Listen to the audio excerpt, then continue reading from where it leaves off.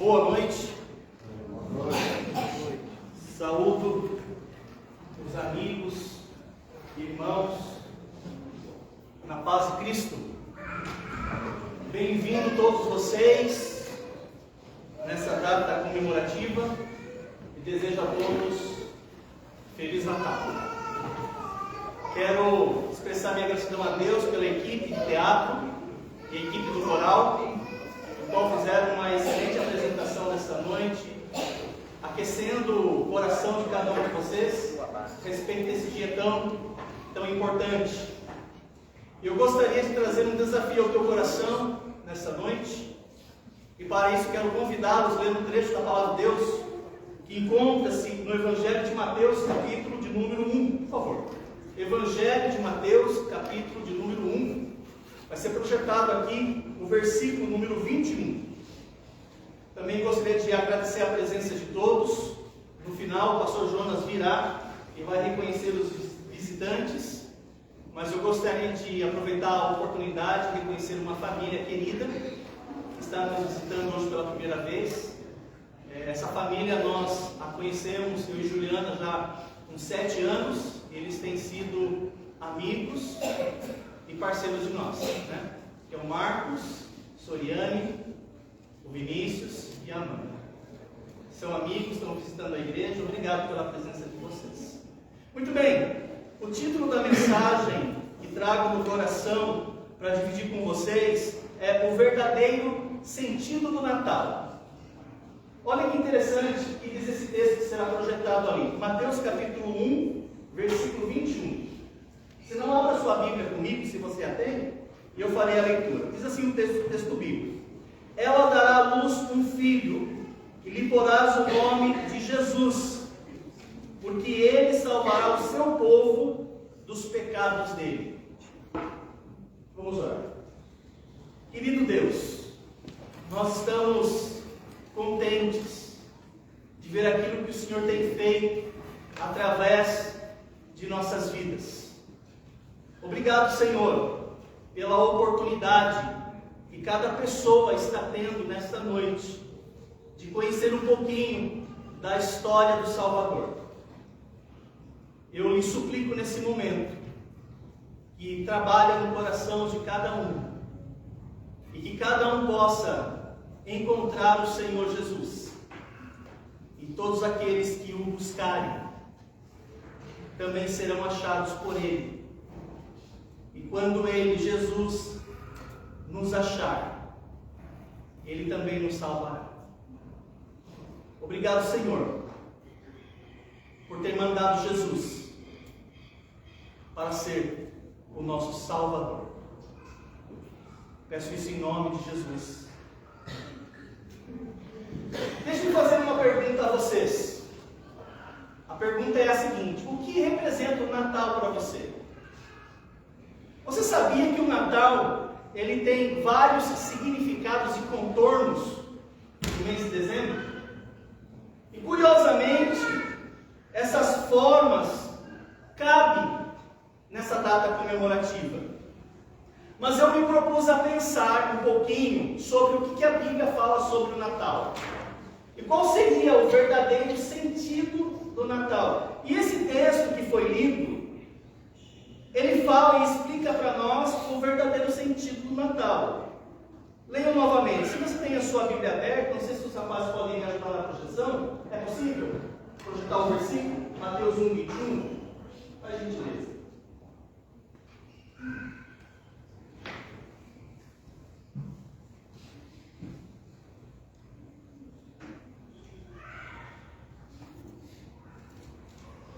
Você deveria sublinhar esse texto na sua Bíblia, porque ele fala exatamente qual é o verdadeiro sentido do Natal.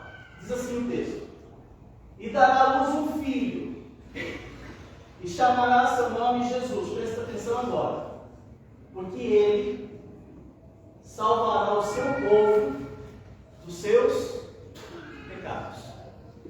Se a Bíblia pudesse dar um sentido verdadeiro para o Natal, o sentido verdadeiro seria esse: porque ele salvará o seu povo dos seus pecados. Então, qual é a tônica do Natal? Qual seria a ênfase? Ora, de acordo com o texto sagrado, a ênfase é que ele salvará o seu povo de seus pecados. Agora, aqui ó. Entretanto, não são todas as pessoas que serão perdoadas. Porque o texto bíblico diz para nós que ele salvará o seu povo dos seus pecados. Ele salvará quem? O seu povo dos seus pecados. Embora Jesus tenha na cruz morrido por todos, mas a sua morte vai atingir apenas o seu povo. A minha pergunta é a seguinte: será que você faz parte desse povo que ele de fato vai salvar? Infelizmente, nem todas as pessoas serão salvas de seus pecados. Hoje nós assistimos uma peça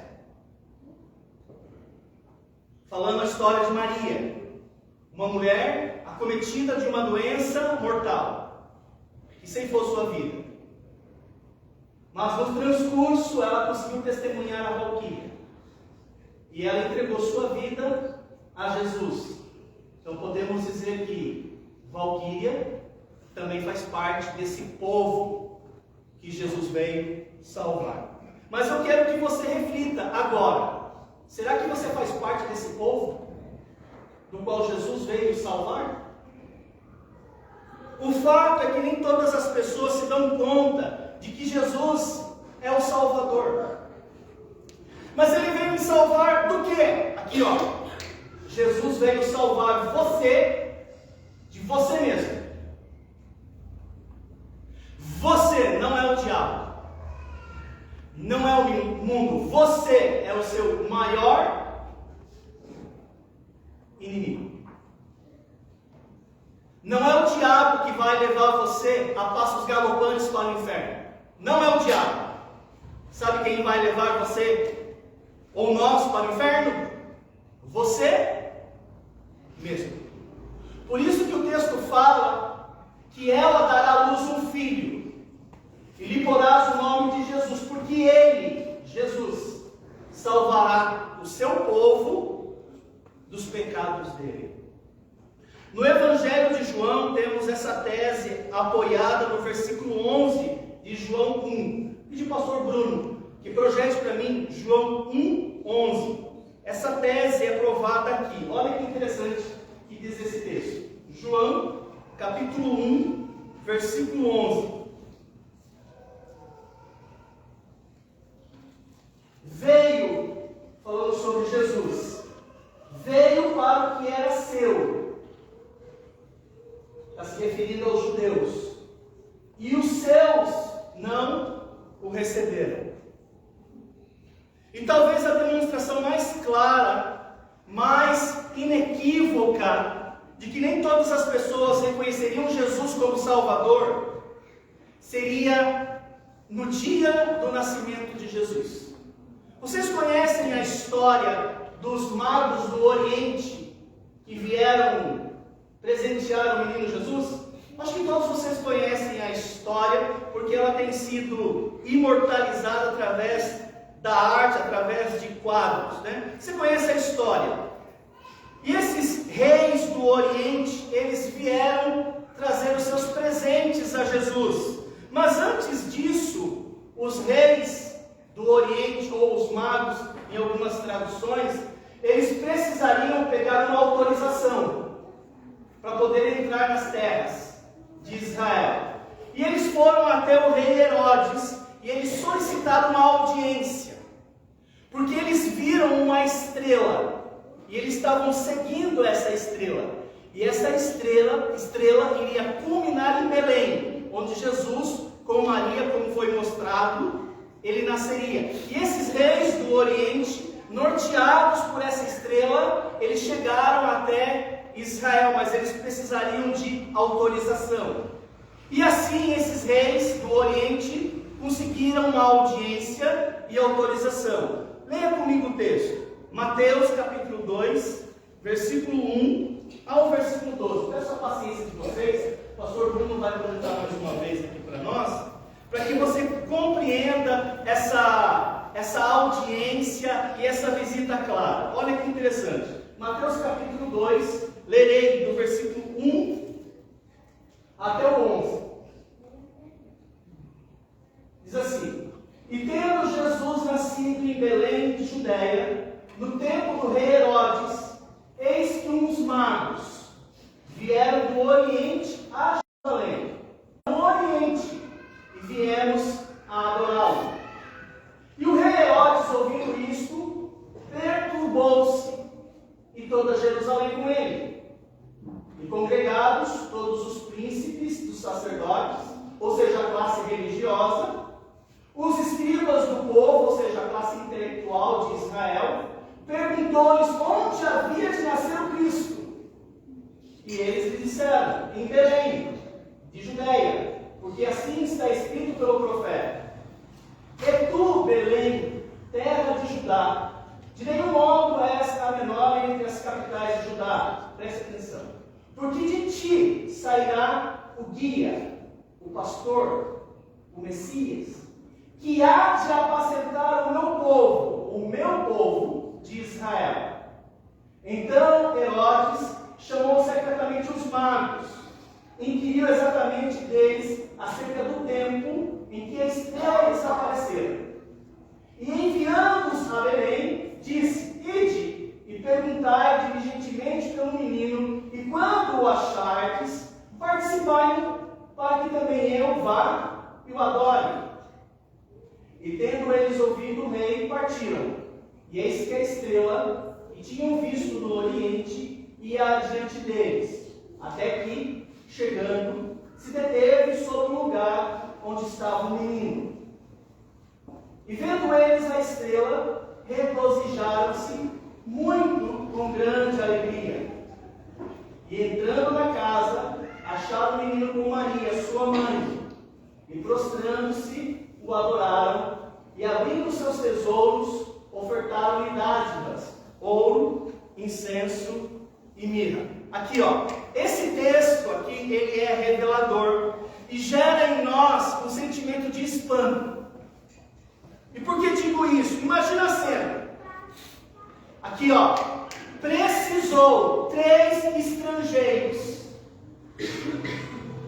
chegarem à cidade de Jerusalém com uma notícia,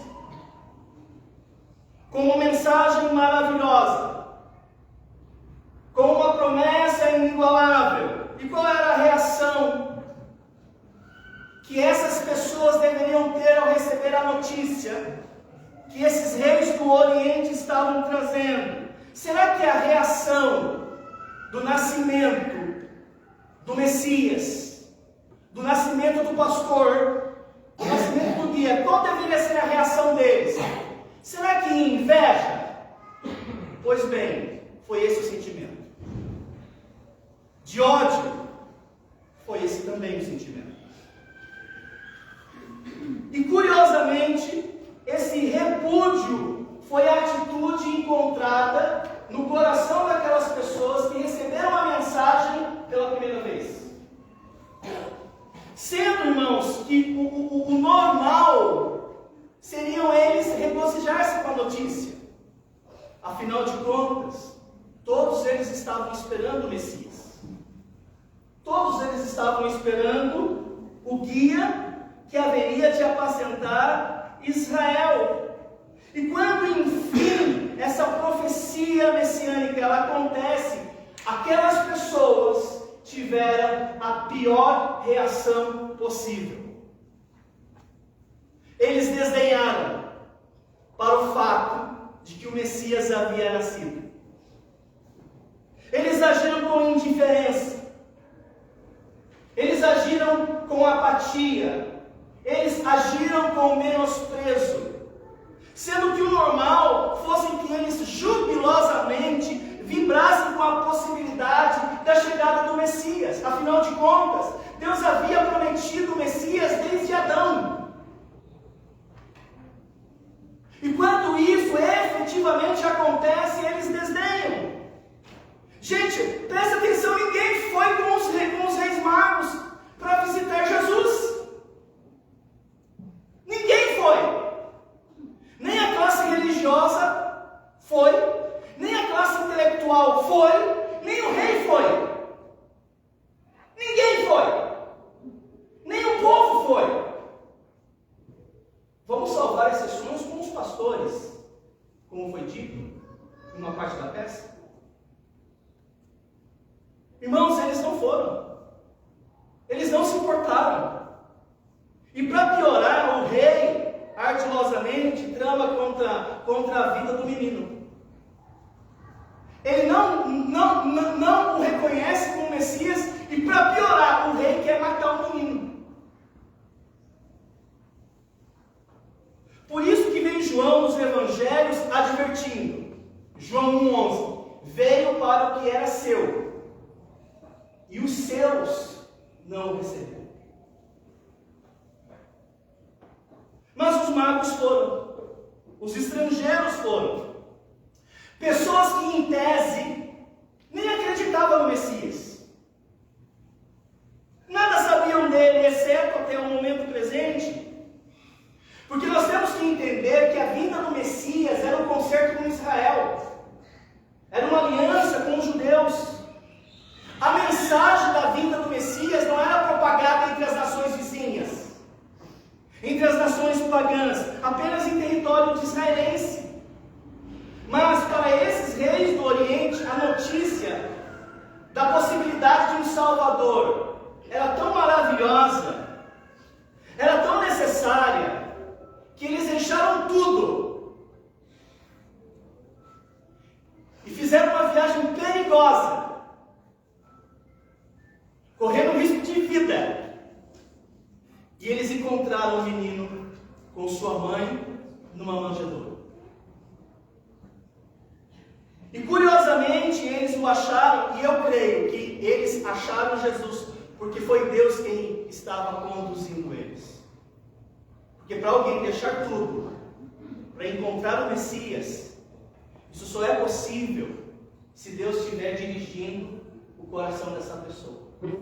Por isso que eu acredito que a postura mais sublime dos reis do Oriente foi a fé deles. Eles criam que o Messias viria. E eles encontraram ele.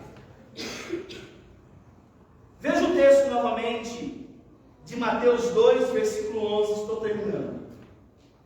Mateus 2, versículo 11. E entrando na casa, acharam um menino com Maria sua mãe, e prostrando-se, o adoraram, e abrindo seus tesouros, ofertaram-lhe dádivas. Eu quero chamar a sua atenção para fechar esse momento tão importante para todos nós, nessa celebração do Natal, que eles, ao encontrar o menino, eles se renderam. E o que é receber Jesus, se não é você se render a Ele? Quando você se rende a Jesus, naquele momento, Ele salva você. E Ele salva você de você mesmo. E quando você o reconhece, você descobre que você, a partir daquele momento, faz parte desse povo que Ele veio salvar. E talvez você entrou aqui essa noite, esperando que Deus falasse com você. E você descobre que Deus não quer falar com você. Deus quer, na verdade, salvar você. Deus quer colocar a eternidade dele no seu coração. E para isso, a semelhança de Valquíria da peça, você tem que invocar o nome dele. A Bíblia diz assim: que todo aquele que invocar o nome do Senhor será salvo. E talvez é o que você precisa nessa noite: encontrar o Natal. E encontrar o Natal é encontrar a Jesus, que veio salvar você de você mesmo. Feche seus olhos por alguns instantes. Abaixe sua cabeça, por favor.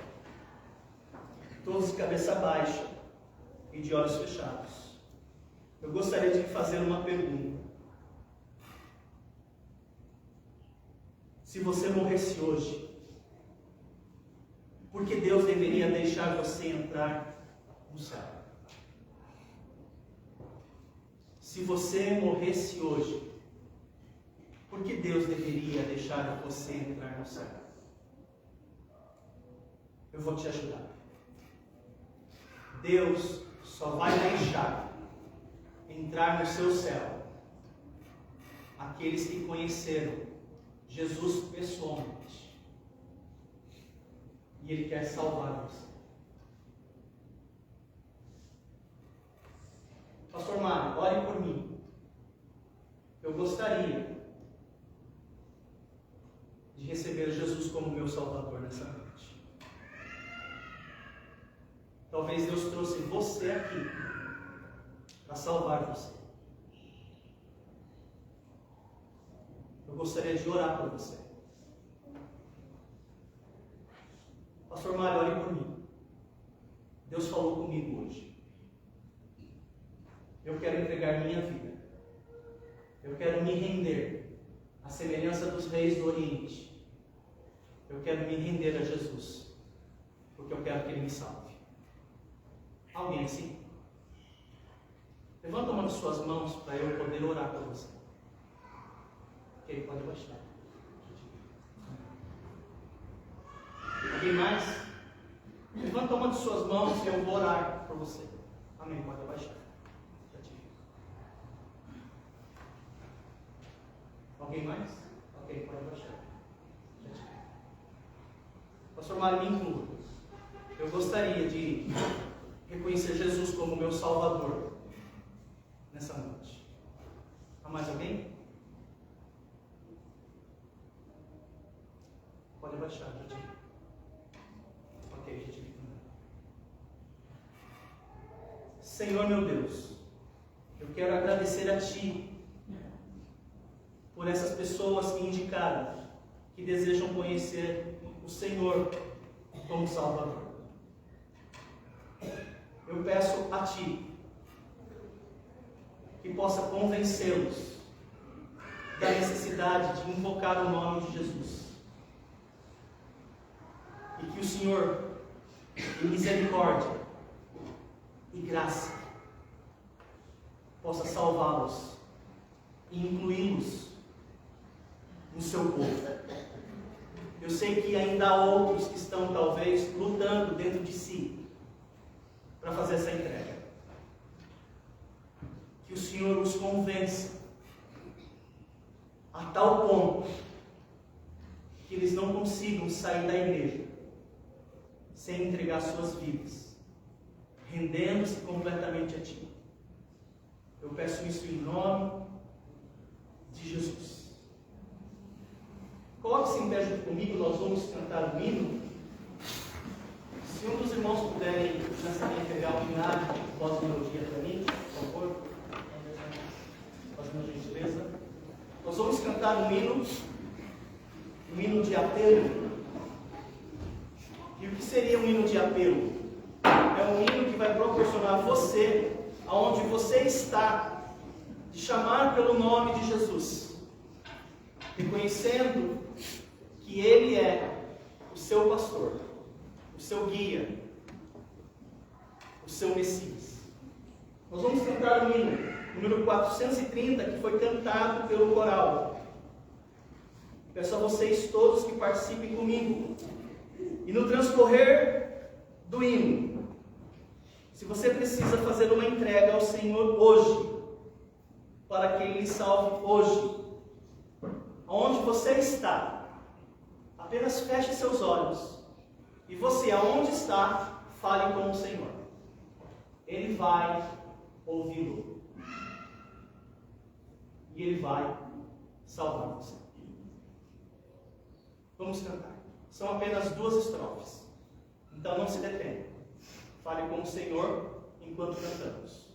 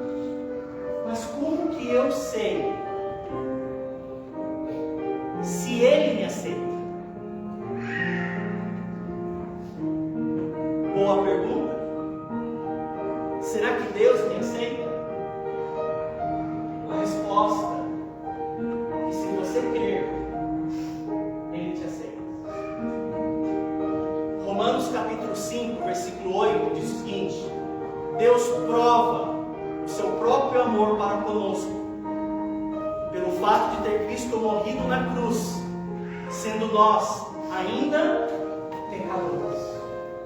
Você é um pecador, mas o sacrifício dele na cruz é suficiente para perdoar você de todos os teus pecados e redimir você. Se você precisa conversar com alguém, você pode me procurar. Pastor Bruno, Pastor Jonas, e teremos um imenso prazer de conversar com você.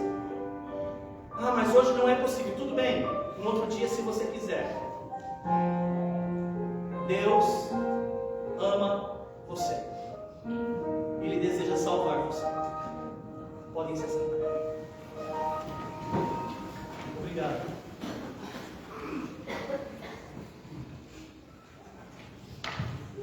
Obrigado, pastor Mário. O serviço de uma igreja, ele não encerra depois de uma apresentação como essa. Amanhã e durante toda a semana, se você precisar de ajuda, pode falar com a gente. Nós podemos ajudar você a aprender o caminho de Deus. Isso não tem hora, não precisa acontecer numa hora predeterminada. Mas se você desejar, amanhã às 18 horas nós vamos ter nosso culto escola dominical. Às quintas a gente tem culto de oração. E eu também gostaria de fazer um reconhecimento. As Escrituras falam que a gente deve dar honra a quem honra, não é verdade? Então, esse tempo que a gente está tendo, ele foi organizado à custa de muito trabalho e esforço, dias ensaiando e, entre outras coisas, custo. E eu gostaria de reconhecer essas pessoas, certo? Então, a gente teve organizando a peça e dirigindo a peça a Dani. Então, gostaria que a gente desse uma salva de palmas.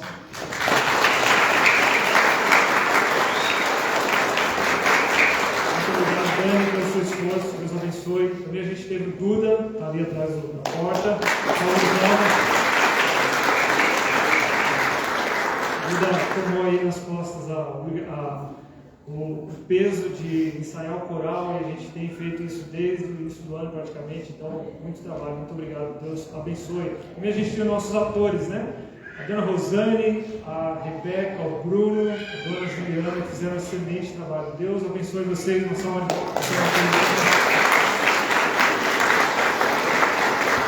Aproveitando já, a gente tem nosso narrador ali, o Andrei, o pastor Bruno operando no computador. Por favor, Rafael, Deus abençoe. Muito obrigado pelo seu serviço, isso terá recompensa.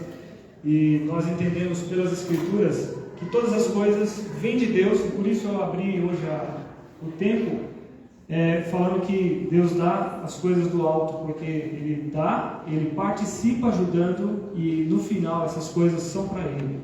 Não posso esquecer o nosso querido pianista André, que veio da igreja da Tuba. Muito obrigado, André. Também agradeço aos visitantes que nos prestigiam hoje à noite.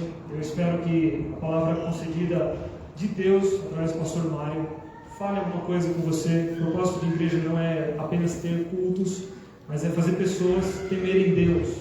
Dar os meios para elas temerem Deus e assim poderem viver uma vida da forma como Ele quer. E é sempre maravilhoso.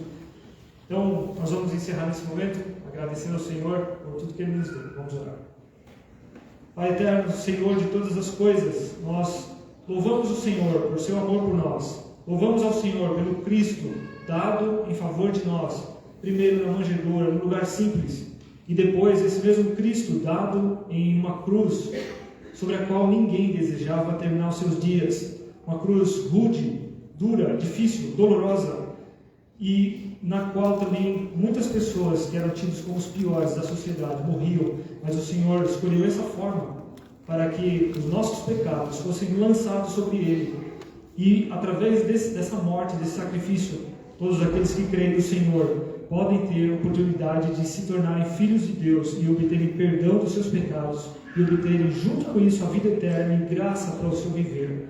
Nós agradecemos profundamente ao Senhor pelos nossos talentos e dons que o Senhor com tanta graça nos deu, e pedimos a Tua bênção para essa noite, para o nosso fim de semana. Também pedimos que o Senhor abençoe nosso tempo de fim de ano, nas nossas festas, que Jesus Cristo seja lembrado, e pedimos a Tua bênção em todas as vidas hoje à noite, em nome do Senhor Jesus Cristo. Amém. Uma boa noite a todos, que Deus os abençoe e uma boa semana.